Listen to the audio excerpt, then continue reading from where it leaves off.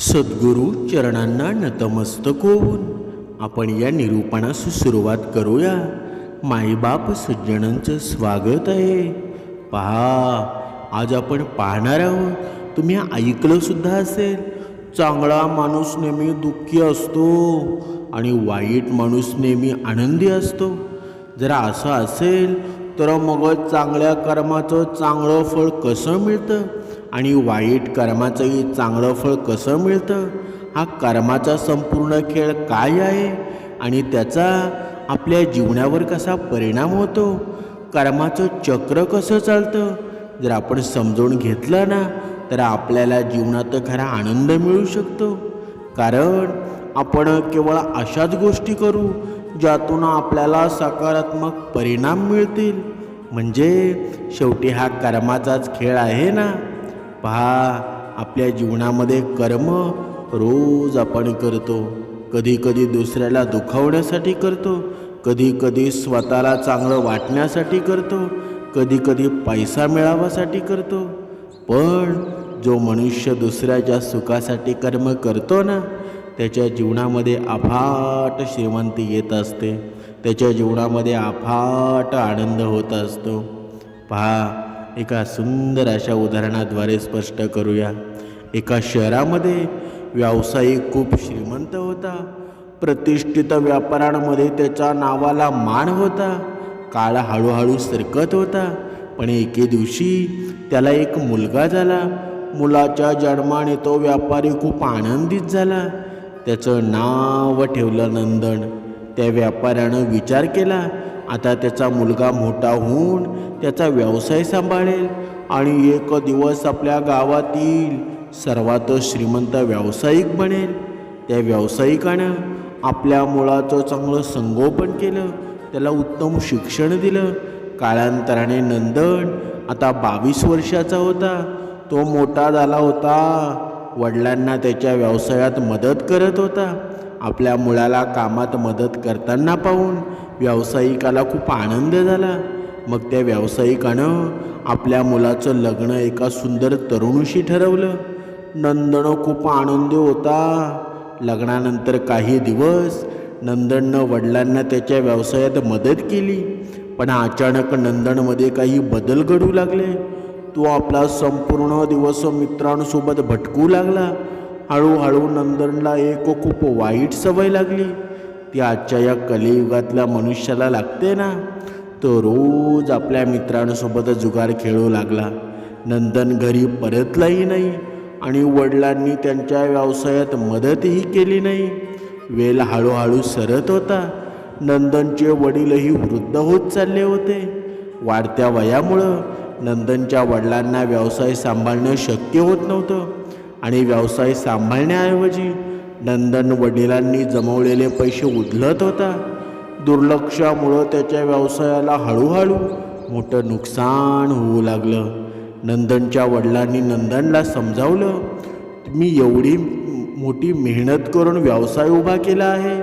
तू असाच पैसा वाया घालवत राहिलास तर तो सांभाळू शकणार नाहीस. जर तू हे चालूच ठेवशील तर एक दिवस सर्व काही पूर्णपणे नष्ट होईल. त्या म्हाताऱ्या वडिलांनी आपल्या मुलाला समजावलं, मुला, तू माझा ऐक.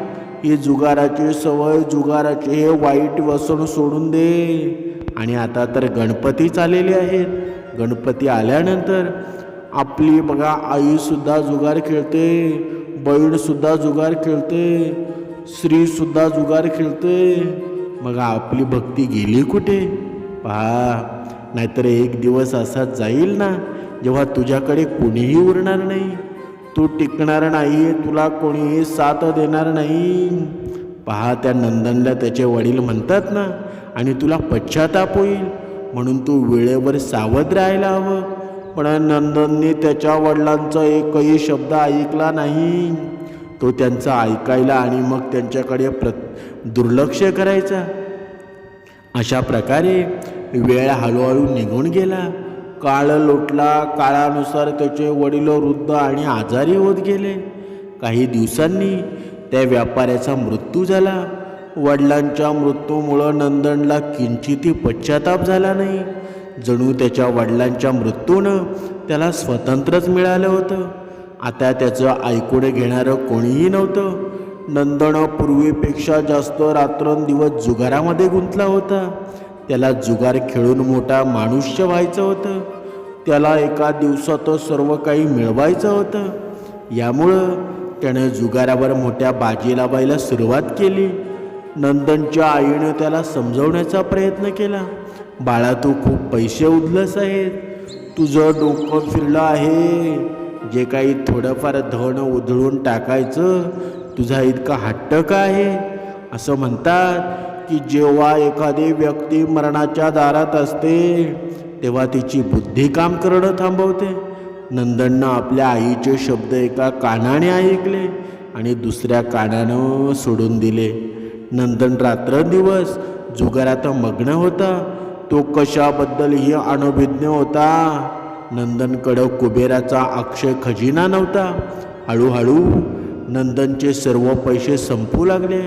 मग एक दिवस असा आला की नंदनकडे काहीच उरलं नाही.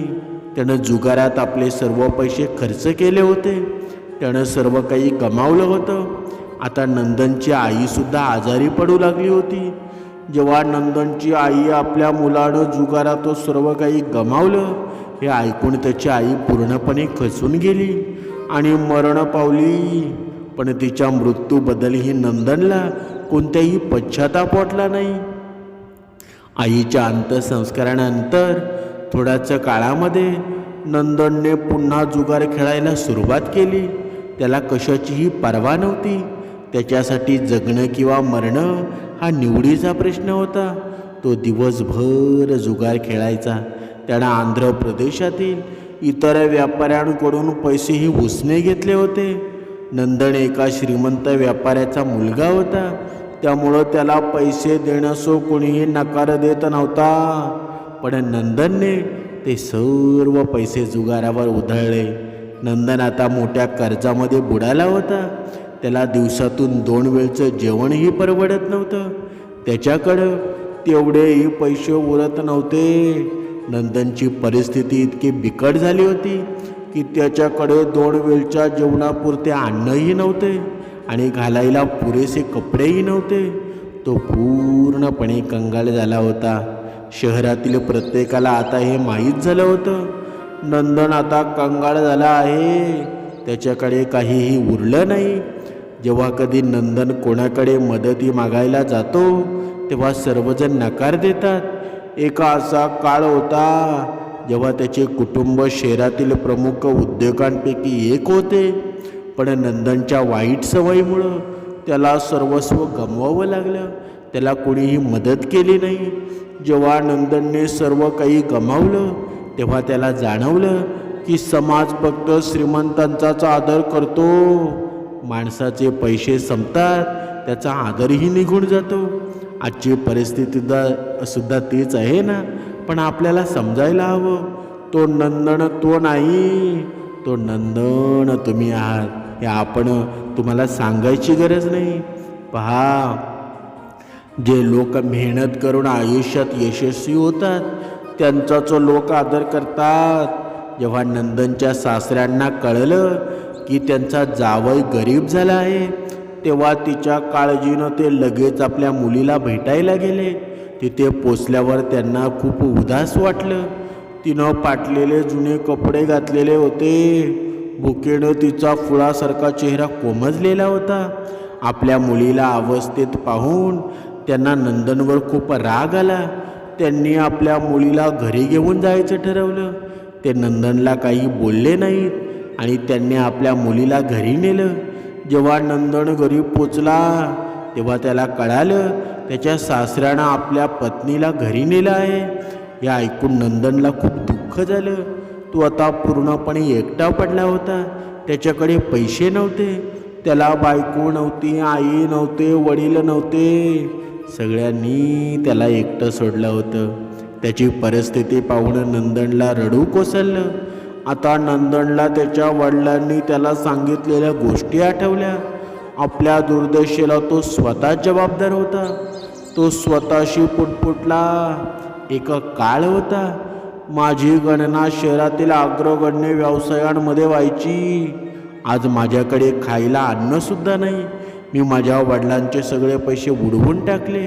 या जुगारात मी माझी सगळी बचत गमावली. मी पुन्हा कधी जुगार खेळणार नाही. आता मी मेहनत करून माझा व्यवसाय पुन्हा उभा करेल. असा विचार करून नंदन काही पैसे उसने घेण्यासाठी आपल्या सासऱ्यांकडे जायचं ठरवतो. सकाळी आपल्या सासऱ्यांना भेटायला निघतो. संध्याकाळपर्यंत तो सासऱ्याच्या घरी पोचतो. सासऱ्याच्या घरी पोचल्यावर त्यांची अवस्था पाहून तो रडू लागतो. तो आपले जुने फाटलेले कपडे तिथे सोडून येतो. हे पाहून तो विचार करतो, मी या फाटलेल्या जुन्या कपड्यात सासरच्या घरी जाऊ शकत नाही. माझा जो काही थोडाफार आदर उरला आहे तोही नाहीसा होईल. मला हा आदर गमावणं परवडणार नाही. मी माझ्या सासऱ्यांना भेटायला स्वच्छ कपड्यातच जाईल. तेव्हा त्याला आठवलं की त्यांच्याकडे पैसे नाहीत. मग नवीन कपडे कुठून विकत घेणार बरं? फाटलेल्या कपड्यात सासरच्या घरी गेला तर त्याची उरलेली प्रतिष्ठाही धुळीला मिळेल असा विचार करून त्यानं आजूबाजूला पाहिलं. मग त्याची नजर एका कपड्यांच्या दुकानावर पडली. पण संध्याकाळ झाल्यामुळं ते आधीच बंद झालं होतं. नंदननं सकाळपर्यंत थांबून दुकानं पुन्हा उघडताच आपल्या सासऱ्यांच्या नावाने कपडे विकत घेतले. आणि जेव्हा मला माझ्या सासऱ्यांकडून पैसे मिळतील तेव्हा मी या दुकानदाराचे देणं फेडील. माझा या जुन्या फाटलेल्या कपड्यात सासरच्या घरी जाण्यापेक्षा दुकानात रात्र काढणं बरं असा विचार करत नंदन कपड्यांच्या दुकानाबाहेर उभा राहिला. तो बाहेर झोपतो. रात्र झाली. सर्व शांतता पसरली. बाकी सगळे गाढ झोपेत होते. पण नंदनला झोप लागत नव्हती. उपाशी पोटी कोणाला झोप लागेल बरं? नंदन भुकेने तळमळत होता. नंदन एका तरुणाला दुकानात शांतपणे शिरताना पाहिलं. तो तरुण आता शिरल्यानंतर थोड्याच वेळात एक स्त्रीसुद्धा शांतपणे जवळ येऊन आत गेली. अंधारात ती स्त्री ओळखीची वाटली. नंदननं तिच्याकडे पाहिलं. त्या स्त्रीला नीट पाहण्यासाठी त्यानं दुकानाच्या खिडकीतून डोकावून पाहिलं. त्यानं जे पाहिलं ते पाहून तो भयभीत झाला. ती स्त्री दुसरी तिसरी कोणी नसून त्याची स्वतःचीच बायको होती. त्यानंतर नंदनने आपल्या पत्नी आणि त्या तरुणाच्या संभाषणाकडे लक्ष दिलं. नंदनची पत्नी त्या तरुणाला सांगत होती, माझ्या प्रिय, माझं तुझ्यावर खूप प्रेम आहे. मला तुझ्याशी लग्न करून आयुष्यभर तुमच्यासोबत राहायचं आहे. मी तुला आज इथे गुपित सांगण्यासाठी बोलावलं आहे, जेणेकरून आपण लग्न करू शकू. त्यानंतर आपण आरामामध्ये जगू शकू. आपल्याला कशाचीही कमतरता भासणार नाही. त्या तरुणानं उत्सुकतेनं विचारलं, तुम्ही कोणत्या गुपिताबद्दल बोलत आहात? तेव्हा नंदनच्या पत्नीनं त्या तरुणाला सांगितलं, माझे सासरे खूप श्रीमंत व्यावसायिक आहेत. त्याच्याकडे भरपूर पैसा होता. त्यानं आयुष्यात खूप कष्ट करून भरपूर पैसा कमवला होता. त्याने 4 भांडी सोन्याच्या नाण्यांनी भरली होती आणि ती आपल्या घराच्या 4ही कोपऱ्यांमध्ये खोदलेल्या खड्ड्यांमध्ये लपवून ठेवली होती. त्यानं हे केलं जेणेकरून वाईट काळात त्या पैशांचा उपयोग होऊ शकेल. त्यानं आपला मुलगा याला त्या पैशाबद्दल कधीच सांगितलं नाही, कारण त्याला भीती होती की त्याच्या जुगारी मुलगा इथे पैसे गमावून बसेल. मग माझ्या सासऱ्यांच्या मृत्यूनंतर माझ्या सासूने मला हे सर्व सांगितले. हे सर्व ऐकून त्या तरुणानं विचारलं, आता मी काय करू? तेव्हा नंदनची पत्नी त्या तरुणाला म्हणाली, तू माझ्या सासरच्या मंडळीकडून आणि माझ्या मूर्ख नवऱ्याकडून ते घर लवकर विकत घे. तो तुम्हाला सहज देईल, कारण त्यानं जुगारात आपली सगळी बचत आधीच गमावली आहे. आता त्याच्याकडे दिवसातून 2 वेळच्या जेवणापुरते पैसे नाहीत आणि त्याला पैशाची नितांत गरज आहे. मग तुम्ही घराच्या 4ही कोपऱ्यांमध्ये शोधाशोध करा आणि मग ती 4 भांडी ताब्यात घ्या. त्यानंतर आपल्याला कधीही पैसे कमवण्याची गरज भासणार नाही आणि आपण सुखाने नांदू. पत्नीकडून हे सर्व ऐकून नंदनला मोठा धक्का बसला. तो विचार करू लागला, आज माझ्या वाईट सवयीमुळं माझी पत्नी माझी राहिलेली नाही, तिचं दुसऱ्या पुरुषासोबत अनैतिक संबंध आहेत आणि त्याच्याशी लग्न करण्याची योजना आखत आहे. पण मी हे कधीही होऊ देणार नाही. मी माझ्या वडिलांची संपत्ती या माणसाच्या हाती कधीही पडू देणार नाही. कबूल आहे की मी वाईट संगतीत सापडलो आणि मला जुगाराचं व्यसन लागलं, पण आता मला सर्व काही समजलं आहे. मी माझ्या वडिलांची संपत्ती अशी वाया जाऊ देणार नाही. माझ्या वडिलांनी ती कमवण्यासाठी किती कष्ट घेतले आहेत हे मला माहीत आहे. नंदन ताबडतोब आपल्या गावी निघतो. सकाळपर्यंत घरी पोचतो. वेळ न घालवता तो आपल्या घराच्या चारही कोपऱ्यांमध्ये खोदकाम सुरू करतो. थोड्याच वेळात ती चारही भांडी सापडतात. नंदनला खूप आनंद होतो आणि तो आपल्या वडिलांचे आभार मानतो. मग तो प्रत्येक भांड्यातून सोन्याची नाणी बाहेर काढतो. तो ते भांडे मातीनं भरतो आणि त्यांच्या मूळ जागी परत ठेवतो. त्यानंतर नंदन आपल्या पत्नीच्या प्रियकराची वाट पाहू लागतो.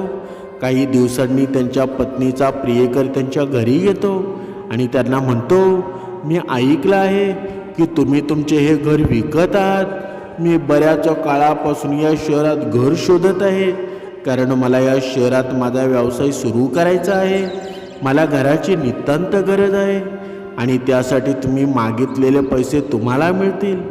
नंदन याच संधीची वाट पाहत होता. त्याला त्या माणसाची संपूर्ण योजना आधीच माहीत होती. त्यानं ताबडतोब आपलं घर त्याला विकलं. त्यानंतर नंदननं विक्रीतून मिळालेले पैसे आणि सोन्याची नाणी घेतली आणि आपला व्यवसाय पुन्हा सुरू करण्याची दुसऱ्या शहराकडे निघून गेला. तिथे पोचल्यावर नंदनने स्वतःचा व्यवसाय सुरू केला.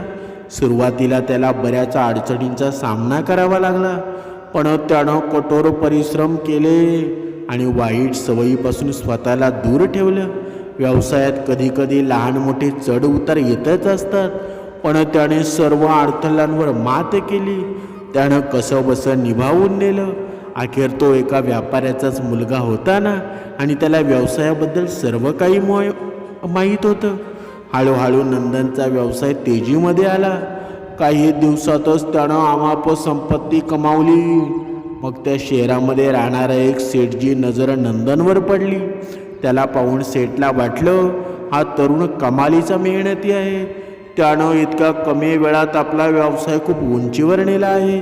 माझ्या मुलीसाठी यापेक्षा चांगला माणूस मला मिळाला नसता. मी माझ्या मुलीचं लग्न या तरुणाशी लावून देईल.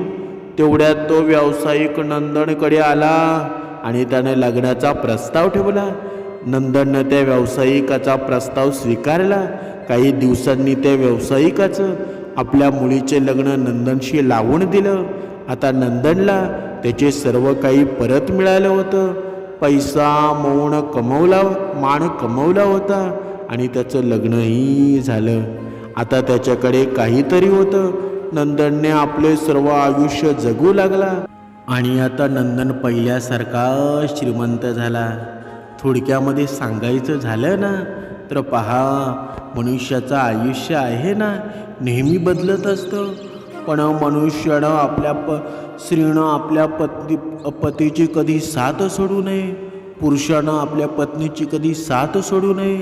जर विश्वास असेल ना तर भगवंतसुद्धा आपल्यासोबत असतो. जर आपला विश्वास नसेल, आपला जर पती व्यसनाधीन असेल ना तर त्याला सुधारायचं कसं हे पतीनं पाहिलं पाहिजे. त्याला सोडून जाणं हा उपाय नसतो. म्हणून आपल्या पतीबद्दल लॉयल राहा, आपल्या पत्नीबद्दल लॉयल राहा. आपल्या जीवनातसुद्धा दुःखाचे दिवस येणार आहेत. कधीकधी माणसाची मती भटकते ना, पण मती पाहत्या नंदनची मती भटकलेली होती. पण वेळेवर तो बघा त्या वेळेवर आला ना आणि त्याचा सुखाचा सुद्धा संसार झाला.